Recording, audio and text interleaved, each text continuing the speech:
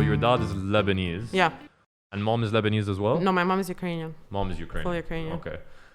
When you come to Lebanon and when you're going to university here, and I know how Lebanese people are, and you have the name Oleksandra, what's the genuine reception to that? A lot of shock. And before, actually, it is very interesting because when I was in Ukraine, okay, my name is Oleksandra. It was only on papers. Okay. People used to call me Sandra because my mom and dad couldn't agree on a name. Yeah. So it was it was Oleksandra, it was Sandra. And in Ukraine, Sandra is such a weird name for them. So I used to get مش bullied يعني first year of years like they would make fun of me, but like I have a strong personality, so and I would get a little bit like racist jokes and stuff, but then it was okay. But when I came here, the Oleksandra name, it was like Oleksandra, it's Alexandra. I'm like, no, it's Oleksandra. No, so I would get like different names, like at some point they called me Oleg, at some point they called me Ole. Only very, very close friends call me Sandra, you know. Yeah, so I got a lot of comments because of my accent. They would try because to make of your fun. Lebanese accent. Both. Lebanese and English. English and Arabic. Your English accent doesn't sound very like Eastern European. Yeah, I wouldn't say. Yeah, but they used to like make fun of, مش make fun of me, but they would give me comments. And when I speak Lebanese, they would be like, "You're not from Lebanon." I'm like, "Yeah, I'm from." Oh, so you got screwed from both sides. Yeah. So I just okay, and they're like, "You're from Palestine or Jordan." Okay. I'm like, I would love to be, but I'm not. But I'm not. Don't take away my ethnicity. You know? So yeah. Your Arabic's pretty good though, because through Instagram, through your stories, through your posts, like I've seen you speak, and you, for a person that's lived, so you said you moved back when you were 16 years old to Lebanon. For a person that's lived most of their childhood in Ukraine, your Arabic's pretty fluent. How was that the case? Did you used to practice a lot of Arabic at home? Because you said you lived with your mom, that was Ukrainian. Yeah, but I used to come to Lebanon every 3-4 months. No, not 3-4 months. Every I think every 5-6 months. Yeah. And I would speak with my dad Arabic. Okay. And yeah, it's because it's pretty, as I said, it's pretty good. And so it's been a weird like 6 years for you between the Ukrainian actually, revolution. On both sides. I mean, do you see like parallels between the two? Do you see like similarities between what happened in Ukraine, what happened in Lebanon? And what's happening, in Lebanon? Yes and no at the same time. Like, if you look at it in Ukraine, okay, they didn't want to go to eastern direction. They wanted to go into Europe, and it was more Western, what people wanted. But at the same time, when you look at it, you would say, when they started the revolution, it had a different outcome. It was a revolution, you know. In Ukraine. And a lot of people died, and a lot of people, because it started as well, students went down to the streets when the government didn't sign the agreement with the European Union. So they went down, and the government wanted to stop this pre-revolution, and they came down and they hit all the students, and it was a lot of blood, and they thought that the reaction of the rest of Ukraine would be like, okay, we'll stay silent, like we are in a dictatorship. But what happened is that they actually went down to the streets and the revolution started. Here, when we look at it, okay, people went down. It is a little bit different because here people are always scared of the civil war, something. Sex, fighting they would get words from their parents who are affected by the war and from the stuff, and they think like they know the dynamics of the politics in Lebanon. But for me personally, I don't believe civil war will happen, never in Lebanon, because we are passed through that. We are over. No one is brainwashed enough anymore. Even those people who are actually brainwashed, but the civil war won't happen. No one is going. I will never kill someone or go for someone who doesn't represent my sect or my religion. But I think there is still I don't think a civil war will happen, but for a different reason. I don't think a civil war will happen because I think every political party who has arms can't afford a civil war. Yeah. That's the only reason. I think there are still some people who might go down that path. But you look in this room, I'm sitting next to Sunnis, Christians, Shia. We are not the people who would go into something like this. We don't care. But there is still quite a large, I think you've seen it as well. From my end, what I think, maybe not necessarily a civil war, but my biggest fear is that because the poverty levels are increasing so much right now and the economic situation is only getting worse, and you never know how high the Lebanese pound is going to go valuation-wise compared to the dollar. So my biggest fear is that there's going to be a lot of more crime, like increase in crime, and a lot of which is happening. It is already happening. And a lot of formations of like mini militias. So not like the ones that we know. The big boys. A lot of mini militias will start forming. A lot of illegal stuff is going to start taking place. And I think maybe an outright civil war, we can't afford it right now. But I feel crime levels is going to go up, and a lot of, as you saw last week with Tufi Luke's sister, a lot of like these rapists that are coming. Because I personally don't remember that happening back in the day. But we didn't have social media to report on these things very fast. And actually, those things happen a lot, because I remember when I spoke about sexual harassment and rape and stuff like that, I would receive stories that I was so... Like at some stories I would read and I would really cry, because they're happening, but we have this, they were always there, but we have this social norm or social stigma that عيب, like you don't speak it. You should be ashamed. You should be ashamed. The blame is on you. But with the rise of social media and with the rise of people, when they started to talk about it, and they showed that no, it's not عيب. عيب is the person who does those stuff. People شوي they're starting to actually speak up. Speak out about it, yeah. And for example, one of the examples is, if we don't talk about Lebanon specifically, in Egypt. They did an amazing job. There was this page, Assault Police, when they started talking about people who are rapists, who are sexual harassers. And this is rising not only in Lebanon, in the whole Middle East. Yeah. I saw this interesting article actually about Egypt, where they're saying, is this... at this point in time, what's happening now, is this the Me Too movement taking place in Egypt right now? Do you know why? Because the person who was being accused was not someone who's like a blue collar worker down, who doesn't come from a good background. The person who was being accused with the whole Egyptian thing was a boy who had a private education, came from a good background. These were the people that were not, you couldn't touch them. Quote unquote, he's a cultured person. Yeah, he's a cultured. He comes from, the stupid Arab thing. We have good family. But they accused him. And this was like a big sign and a big reason for change. And I think that's the amazing thing with social media. And you know what I wanted to say, for example, I really love about, I follow a lot of Egyptian pages, and I really get very impressed about the way they are very united. And when something like this happened, I saw the followers grew, that people were sharing all over the world, Egyptians, and they were very united because it was their pain that they wanted to share. For example, in Lebanon, we had those cases as well, and we saw a lot of people were very united. They were actually wanted a change. They wanted this to end, but at the same time, you could see that some people would still defend. شو كانت لابسة? Like, what was she wearing? Where was she? And like even when Tufi Luke, he was saying in his group, in his video, that when he went. When his sister went to the police, they started asking her, where were you? Why were you alone? What were you wearing? I think those questions they ask a lot, not only in Lebanon, they ask it, I think, all over the world, or I think it's more than just in Middle East. It is so why? That's insane. Like, how can for an accident like that, how can it even because these questions, they kind of insinuate that it's the victim's fault. It's like, no, you provoked it. That is the most backward, savage thinking that you can have. People regardless of whether or not we're an Arab country or not. Fuck that.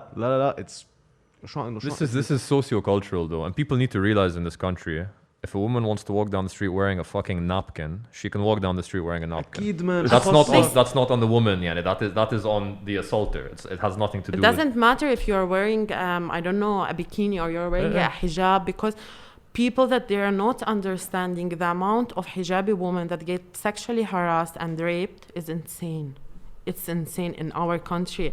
So I don't know how some people still say, what were you wearing? The rapist doesn't look at what you are wearing. If I'm wearing a bikini or a hijab, I'm not giving any right to anyone to touch me or to harass me. So this is like the break of patriarchy happening now in the Middle East, but in general, even in the whole world, because we'll see like there are countries that are non-Middle Eastern countries, they still have the problem of the sexual harassment, of the domestic violence, of the it's still women's rights aren't there. Like, some people will come and say, you girls are having more rights than we are now. Excuse me.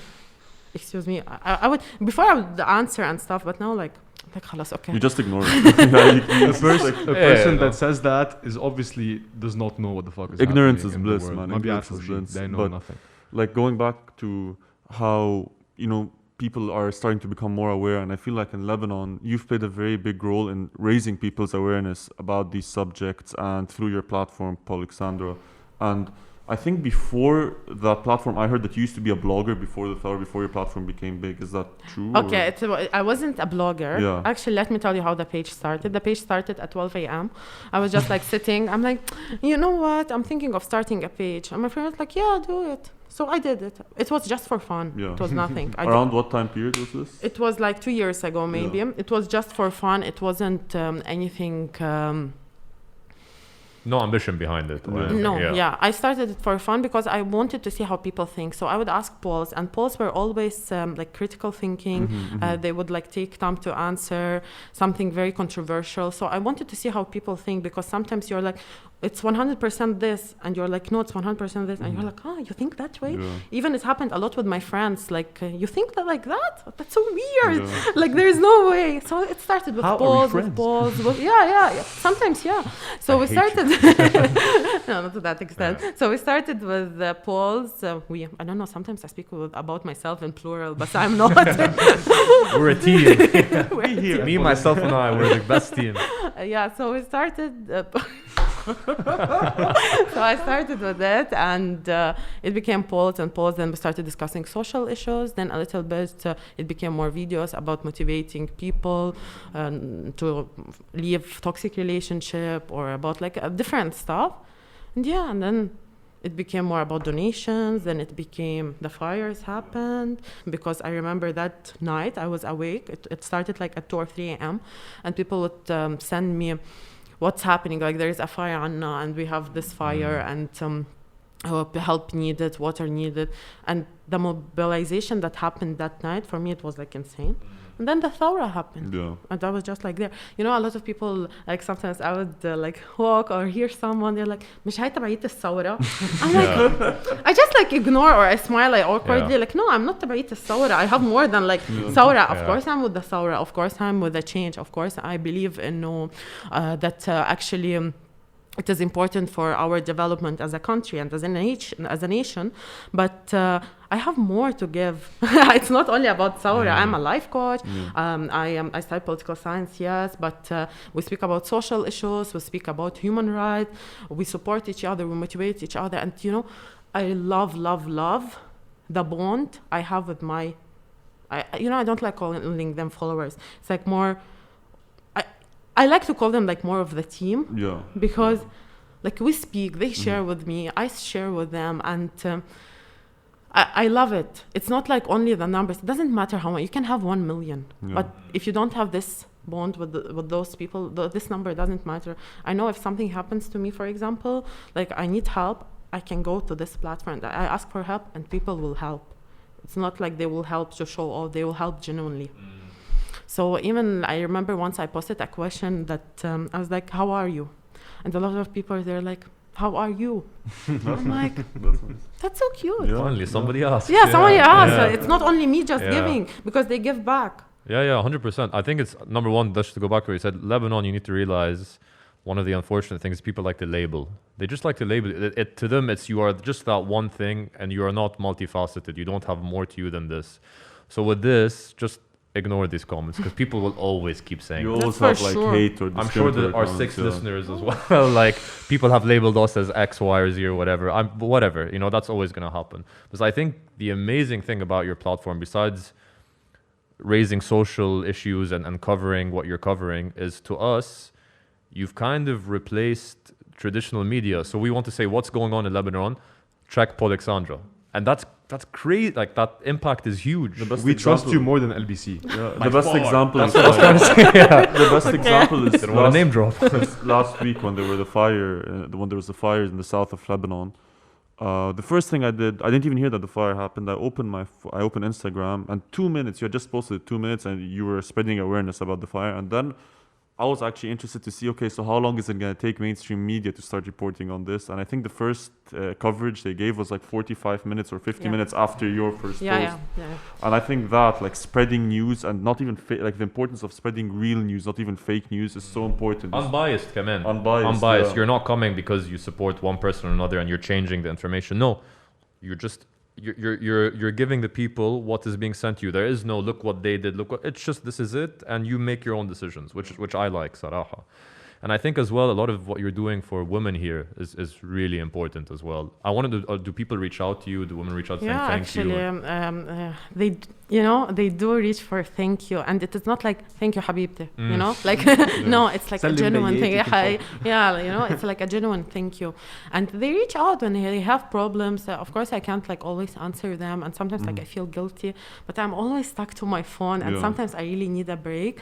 But if it is something urgent, they send me an email and I would try to help as much as I can. And I think it's very important. For me, it means a lot because I believe when you support someone or you can do good, why not do it? I would not understand. For me personally, I couldn't understand some people that were just, I don't want to say it ignorant, but it is ignorant. I don't have any other You can say it. You can say worse than that if you want. That were very okay after the blast. I understand we all have our own way to deal with shock, to deal with things that are happening. I understand all of that. But some people, it changed my perspective, the way I look at them. Like for even some of people I know, I'm like, I can't believe like you didn't do anything. You could. Like she or he could. Then I'm like, okay. Yeah, I understand it's not bad to go have fun. We all need it. We're all, we're all in this state that we need help and we need to be around people we love. But at the same time, this blast showed true colors of so many people. I couldn't agree with I couldn't agree with you anymore. I think there was the big publicized thing behind that was Fareya. People kept pointing to Fareya. No, look. You know what? If you want to go up there on a Sunday because you need a break, man, do it. Who's anyone to tell you anything? It's your life. Do it. Just what I think you're trying to refer to, and we've spoken about, is don't flaunt it. Yeah. Don't show the world on your Insta story that you're getting tequila shots for the bar or the club. And it's not the fucking time.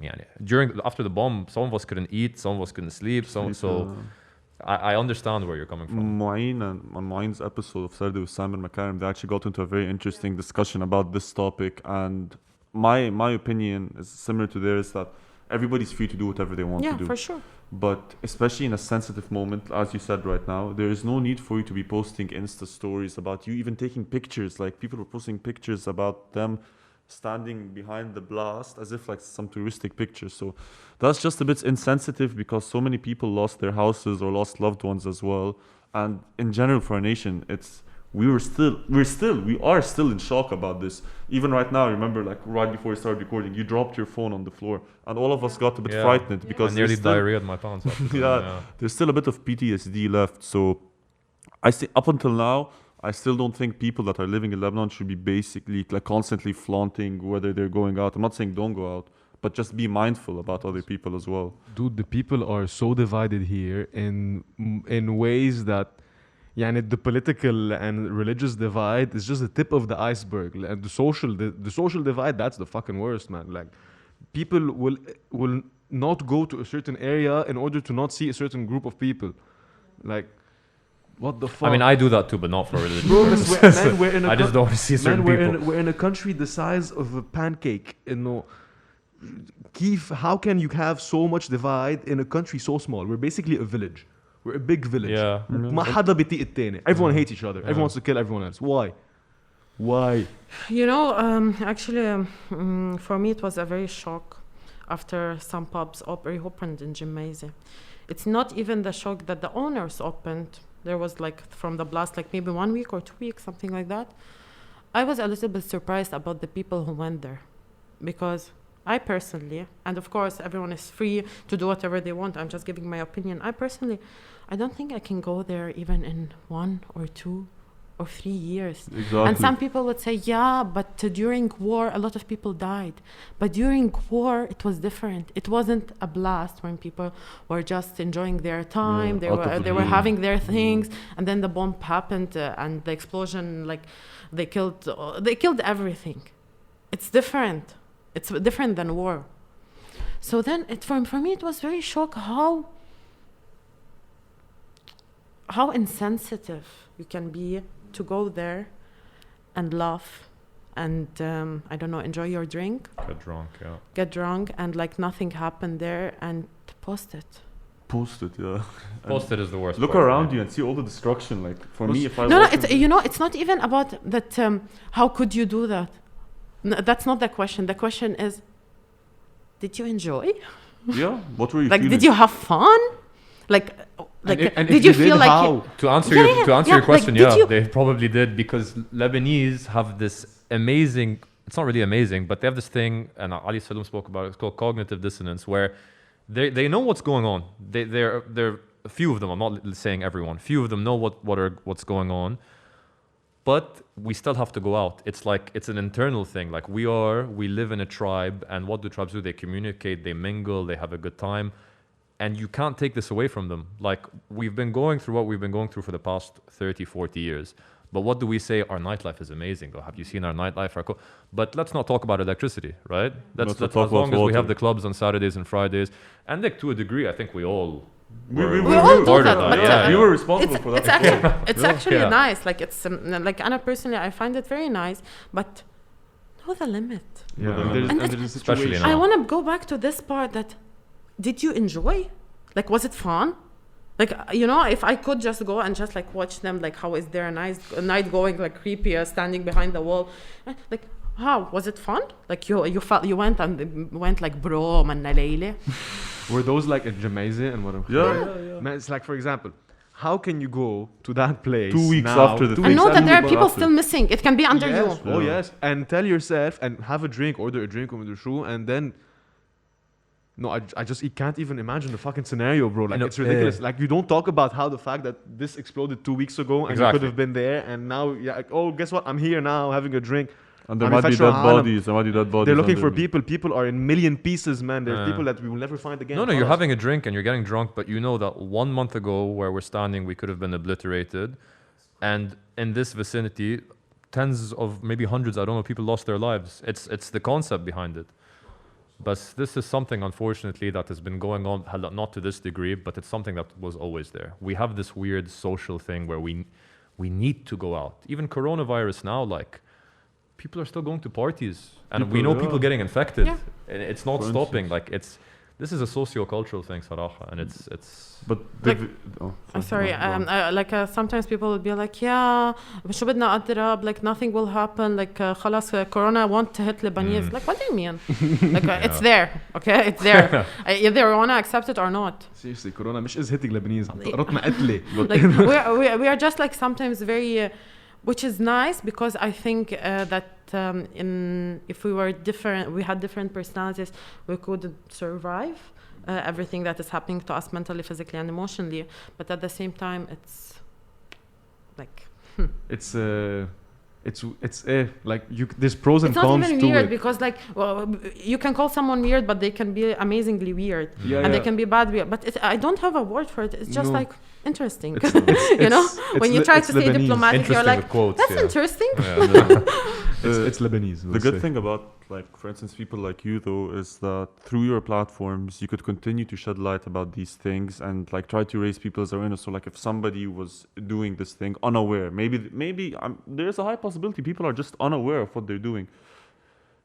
People like you could help make them aware, I feel. And in general, I felt that through the revolution, like through the Fawda since it started, like, women's voices were really heard and played a pivotal role in raising awareness. People like you, people like Chloe Khattar, for instance, lab historian. And what do you think of, like, the importance of, like, women's voices throughout the revolution? Bless women. ثورة أنثى, it's for sure. And our Lebanese women are so strong. Yes.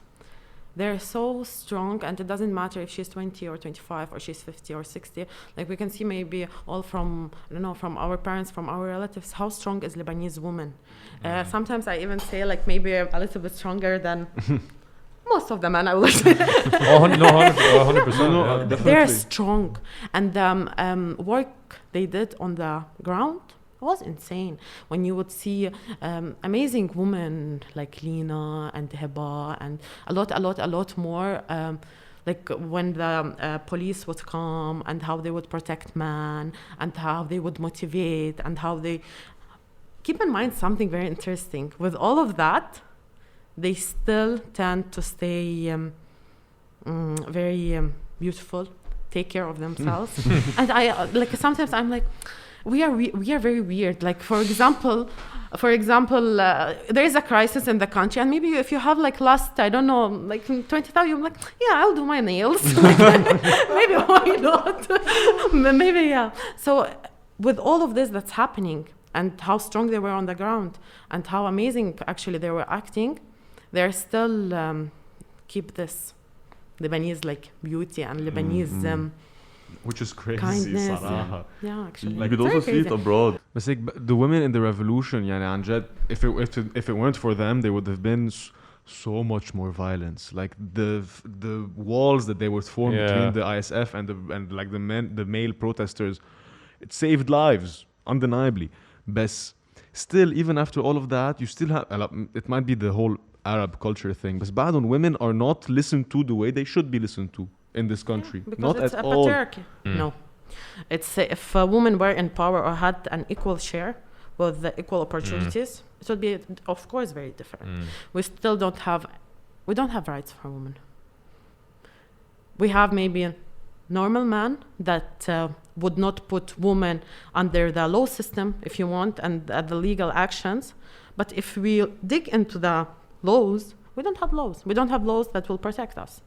Okay, if we have a normal family or normal people around me, we will be protected, yeah? And it will be easier for us to protect ourselves. But we don't have, for example, if something now happens, I don't know, sexual harassment, rape, domestic violence, you can't go to the police because the police will be like, eh, شو عملتي?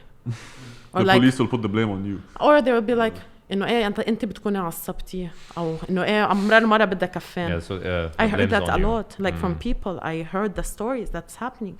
So it's like, where is the backup? Where is the like someone who can? Thanks God we have normal men who are educated, who are not brainwashed, and we have a lot of them actually. Like some people say, like Lebanese men are horrible. Lebanese men are horrible. That's not true, because for me, I believe we have amazing men. We have men that truly believe in their rights, and it doesn't matter if you're a woman or man who want to actually make a change and who support in هيدي القضية, if you want, you know. But of course we have brainwashed people, but at the same time it's not that we have only brainwashed men. We have a lot of brainwashed women who, if you know, it's very funny actually. Most of the people who comment on stuff like when راحت, like ليه اغتصب, or why did they rape her, or where did she go, or where is she, they're a woman.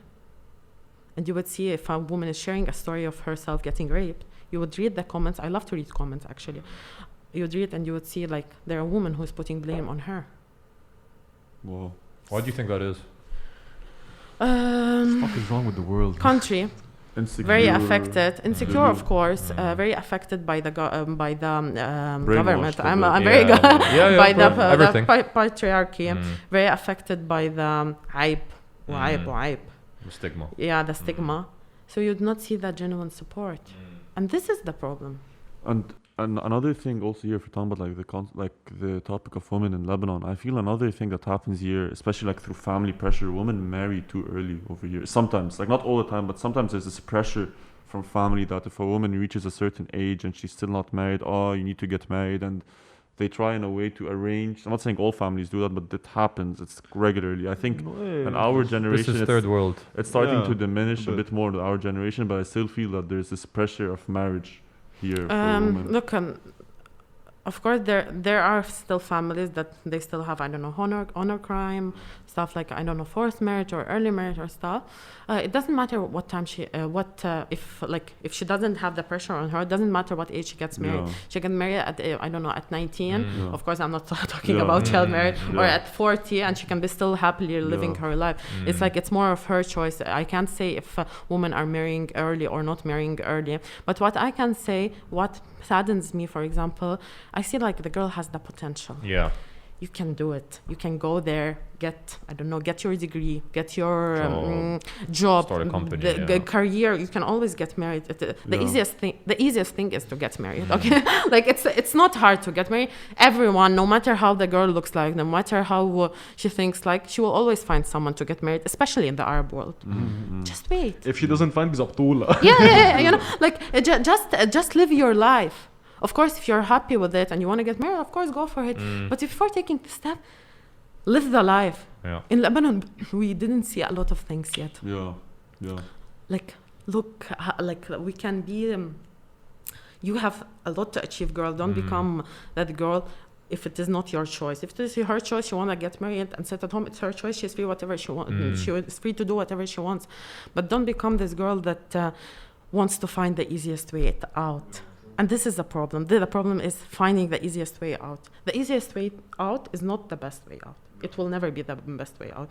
So sometimes maybe her parents are maybe they don't pressure her, but like she can't live her life, she can't do the stuff. And she's like, خلاص, I just want to get married. And if you will marry with this concept in your head, maybe then you will become submissive for your husband, for example, who will maybe lead the same thing, or maybe not. But you have so much potential. And Lebanese women, and not only women, Lebanese are very smart. And sometimes we really doubt our abilities, and because we don't have enough opportunities in Lebanon. But you can do a lot. You see a lot of Lebanese that go abroad and how successful they become in their own domains and how they're able to adapt so well in the cultures that they live abroad in. And that just pains us because over here there's a lot of opportunity. That's why we're forced to leave, especially right now after the bomb. Like 100,000 people have already left. Definitely. And I think what you're saying is 100% true. And what you're saying is not at all a simple thing to talk about. It's actually very complex. It comes from generations of psychological behaviors and tendencies. So what you said is, I know a lot of girls who got school degrees, who got college degrees, sometimes even get master's degrees. But the second when that's over, it's let me get married and let me, become a housewife. Because that's generally what they want. Yeah. But I think where the line is a bit skewed, that's generally what they want because they've lived 25 years. When they go to family gatherings, when they sit down with their parents, With this to-do list. you need to find a good man and he needs to have a certain It's amount like a of income. system. It's like a system. Exactly. So they do genuinely want that. But I don't think they know why they want that. I think they want that because it's like, because I've been told this my whole life. Whereas if they were to reflect and not listen to the pressure coming from family, they might realize deep down, actually, no, I want to try my hand at doing something different. I'll add one more point, sorry. And this also, like, they reach that age, let's say 25, 26, and then they see all their friends around them getting married. Yeah, Maybe the girl might be single, and then she might start feeling pressured. Oh, everybody's getting married, I'm getting too old. And then the family's like, look, your friends are getting married, why don't you get married? It's time for you to settle down. And I feel that also adds on to a lot of the pressure. It is also important, comfort thing. The comfort that the family provides for a girl, not all of them, of course, but most, no matter what is their social class, they provide comfort for a girl. The comfort she lives, and she knows, for example, if she wants to pursue her dream or she wants to achieve something in life, maybe her family wouldn't be okay with that, so she has to leave the comfort. Like, people don't get that the comfort has a price. So it's okay to go out of your comfort zone. It is very important. Of course, if you don't want to, I think the problem is that they don't want to get off their comfort zone. They're okay with that. Okay, I'm living normal life. I'll get married. I will live normal life. I'm good. Like, halas, I have a degree. I'm like, he can't say that I am not anything. I don't know. I'm not educated or stuff. But of course, look, when I'm talking like right now, I'm thinking, this is like the certain type of girls, or not even type, the certain category. But then if we go, for example, to the Dawahi, Lebanon, you know, we will see that they don't even have this choice. Provided by the parents, they always have a choice. Women always have a choice, and women can always find a way out. She can. Like I truly believe that she can, but they don't live that life, for example, the way we live in the city. And she has so much pressure, and she has so much, and she doesn't have the support, you know. What are the types of things, I mean, as I'm scared to say this, as a nation, that we can do from a cultural perspective to help take this kind of pressure and stigma away and allow women, give them more options and open up, not all of them, just some of them, open up their minds to maybe chase your own path rather than falling under what society wants you to do or what your family wants you to do? First of all, of course, not asking her that ليه بدك تشتغلي. It's not about money. So changing how we speak. How you speak. It's not about إنه خلاص إنه I will just like إنه خلاص ما أنت بتجيبي baby you know. It's you can have millions of money. ويمكن the money that she gets ما بعرف $200-300 you don't need them. But it's not about her getting money. It's about her evolving. It's about her developing. This one thing. Second thing, to actually support them, to say like, oh, it's nice if you can try this, or you like what do you like to do, stuff like that. And another thing, the way you talk, guys, between each other, you affect each other a lot. For example, if you're sitting, I don't know, 6 guys, 7 guys, I heard how guys talk about girls. And maybe they don't believe in this, and they're like, "Eh, ma hay hek, oh ma hay," and you're just like, but then if you think about it, like you don't have the right to say that, and maybe you don't really believe in it. Like some guys are weird, so maybe like someone doesn't believe in it, but they just give this affecting each other. Same the girls, by the way. Girls affect each other a lot because friends in general, I believe friends either make you go up or down. I agree. If you are surrounded by the girls, for example, who this is their only goal to find a عريس مرتب or someone who has money. Nowadays, especially like who has money? Gold diggers. Who can still afford إنه بيت and a car and ما بعرف شو and عرس be like a wedding for ما بعرف 100,000 and like you know those are very rare. So look for things that actually matter. It's not like and things that stimulate you as well, things that you genuinely really are passionate about and want to try and want to grow in. And I think it's true, نحن, guys and girls both, this is back from human history, we're pack animals. So if we're 10 guys sitting right now and 3 guys are talking about some things maybe that aren't the best of things, you're right, maybe some of us will say things we don't believe, but we want to fit in. Because as humans, all we want to do is we just want to fit in. And in this society, probably it's even more than that. Because if you're the odd one out, everybody's gonna make fun of you. Everybody's gonna look at you in a weird way. You're gonna be the weirdo. They're gonna talk about you behind your back. I agree. But and there's a nice thing. What's happening now? I think in general, feminism as a movement has risen a lot, and it's doing a lot of good. Would you label yourself as a feminist? It depends what people tend to understand feminism in their own way. It depends. For example, for each, what I realized throughout Lebanon, for each, not even Lebanon, like around the world, for everyone, word feminism is they have their own. Some believe like, yeah, انتوا الفeminists بتكرهوا الرجال. We love men. We don't hate men. You know, you find yourself superior to men. I don't believe in that. I would never believe that. It's about equality. Yeah, it's not. It's about having like equal opportunities, equal stuff. It's not about. No one is better. No one is better, and it is so wrong. I personally don't agree with that, and I don't think I will ever. Never say never, but like, yeah, I don't agree in that. No, I think the whole political correctness thing is maybe why people are misinterpreting. Number one, any group will always have a few rotten eggs. Any group.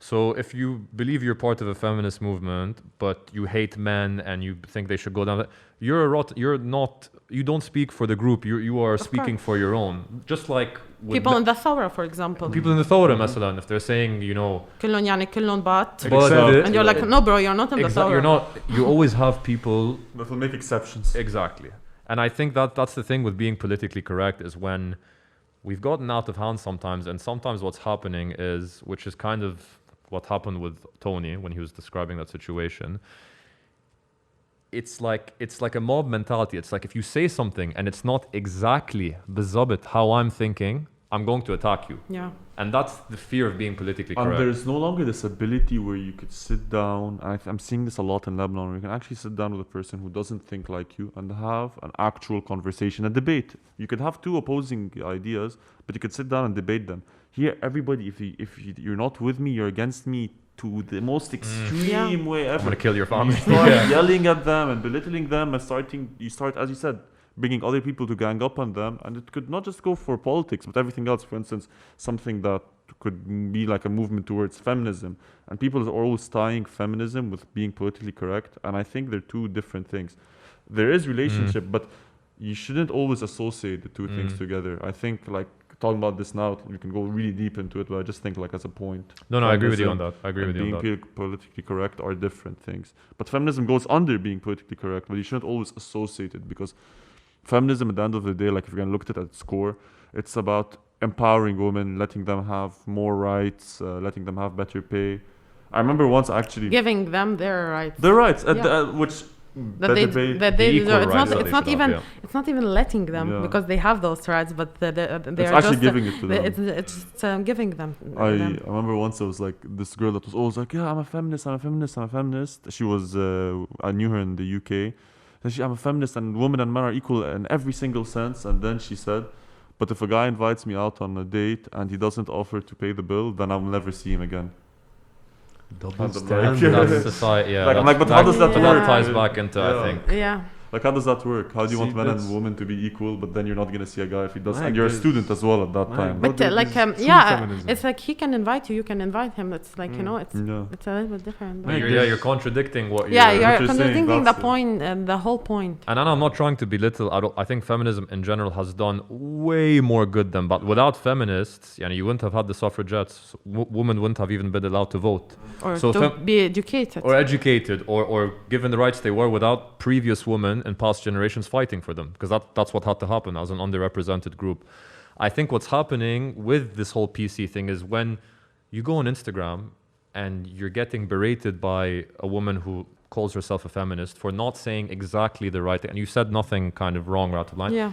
It gives the group a bad name, because I've seen people say, hey, those feminists, man, they're extreme, they hate men. Yeah. It's not true. It's not true. That's just a bad egg. That's just someone who doesn't... Yeah, we can't generalize. Yeah, exactly. It's the same. There's a lot of generalizing now with this, which shouldn't be the case. It's easier to generalize than to actually think about it that way. Like, it's easier for them to be like, my whole feminist extreme, than actually saying, actually not all of them. Like, they don't, مثلا هيدي أو هاي, they don't represent, depends on what they're saying.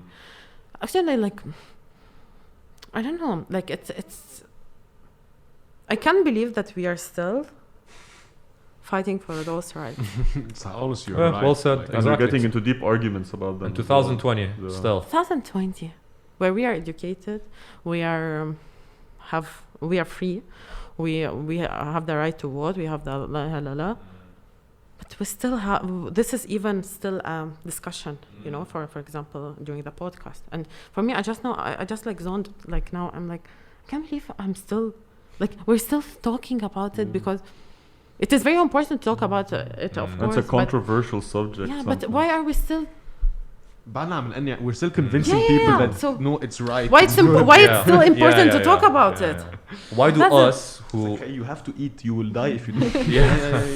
But we have a tiny small ass podcast, and we're just talking about this because it's something. No. I don't mean that we are talking about it. I agree. This is a very important topic. I mean that in general, like, why do we still? Because it's like in this, you have an amazing podcast. Don't underestimate yourself. I was looking for the promotion. That's why I said like you would find the biggest channel still having this conversation, and it is important to have this conversation.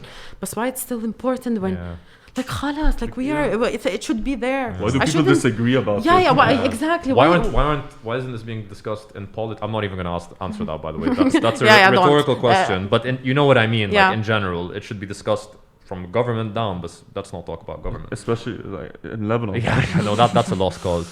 But I think the amazing thing with social media is it's really changing people's minds for the better. Internet in general. Yeah, and social media as well has been huge. The only thing that happens sometimes, which with social media is the biggest detriment, is cyberbullying. And that's the one, because when you say your opinion, regardless, even if it's the most correct opinion, and it probably is, people bash you. And you give unbiased news on what's happening in Lebanon. It's not like you're supporting one party and not.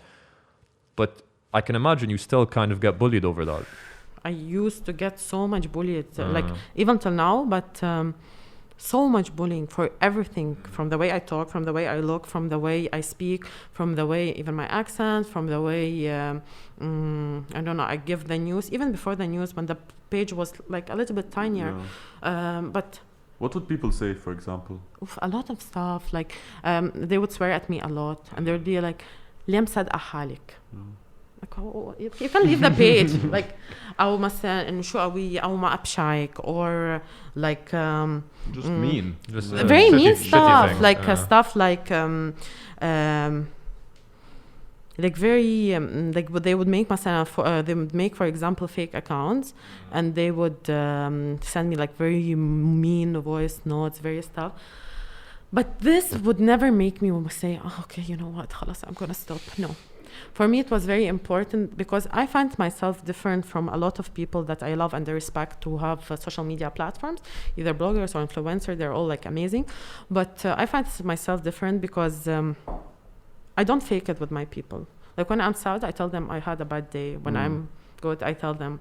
I don't care that if I am fully makeup, fully hair, and like to look perfect. I try my best to be very real with them because I think it is very important. We see this perfect image so much on social media, and it is always so important for me was that I'm not perfect. I know I'm not perfect, but this is what makes me real. This is what makes me Oleksandra. So I wanted to show other girls that continue, like you don't have to be this, I don't know, like this fit the image to be there out there. You don't have to be.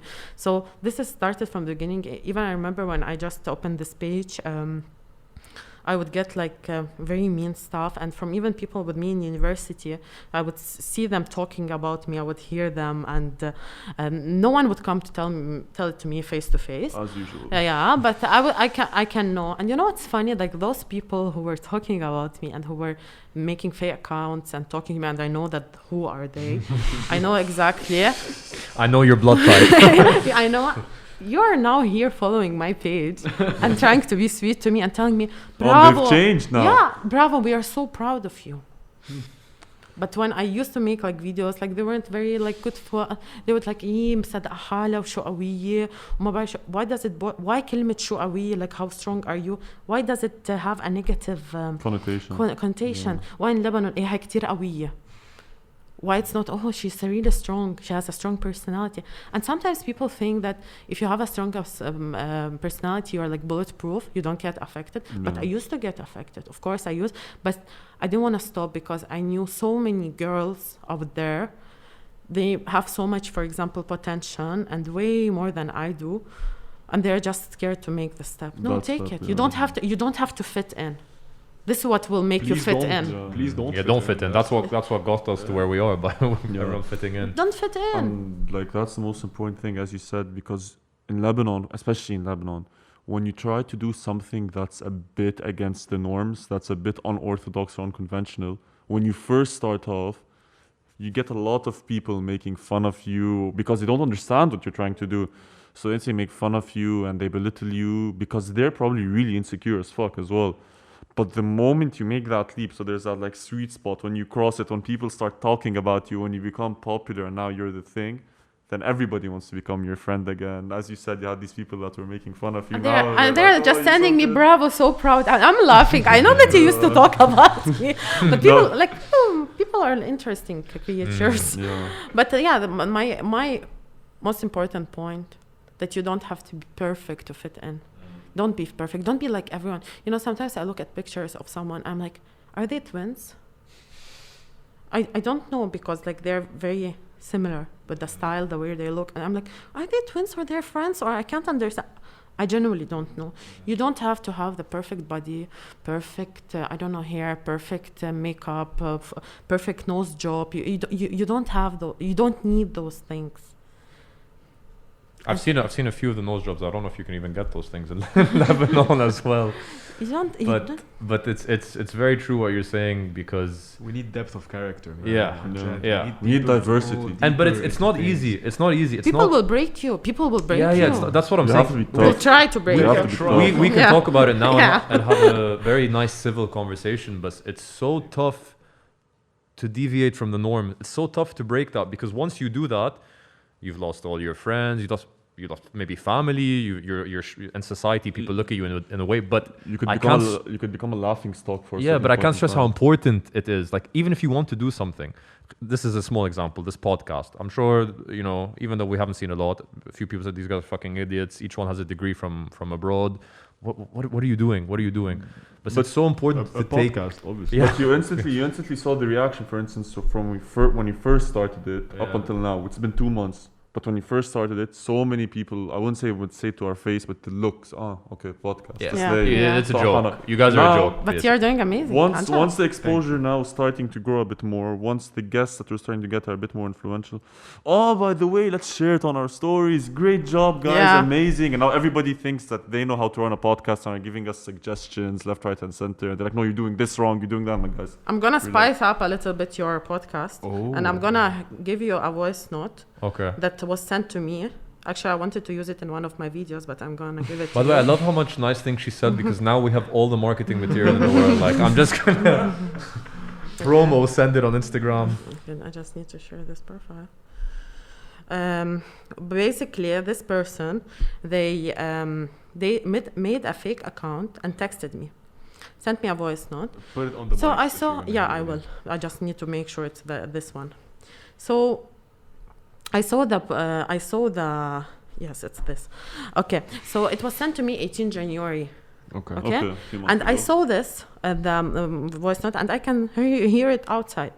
So I heard it, and then I didn't open it because this is what they wanted. Okay, so I just laughed, honestly. 7 May they sent ضروري اسمع الvoice note كتير important. I let them. Then 7 August. They called me again, like, how much you want me to hear this voice note? But I heard it. Like, I laughed. And now everyone is going to hear it. هاي بولا حياتي، أنا بدي أقولك إنه عن جد يلي عم تعمليه عن جد شي بيكبر القلب. أنا حقيقة إنه أنا أبدا ما توقعت أوصل لمرحلة أحب أو كون فان لحدا قديك. عن جد أنت غيرت مجريات اللعبة. عن جد إنه أنا فخور بإني لبناني وعنا أنا وياكي انه انا شي بشبهك. وانا كتير حقيقة انت كتير حمستيني انه اصير اكتيفيست انا على السوشيال نتورك، وكتير حمستيني انه اطلع هيك out there و just help the people like you're doing. انه عن جد بولا انا بدي اتشكرك من كل قلبي. وحقيقة اخر شي بدي اقول لك اياه، كس امك اخو شرموطة. المشهد توهم 3 ساعات يا عاهرة الشرق الاوسط. He waited fucking 4 or 5 months to give you that. عن جد شو له جلاد؟ بلا هلا ما بيعرف انه فتحها. يعرف I hope in your podcast. He doesn't know that I opened it. Wow, like if that guy is listening, come bro, come on.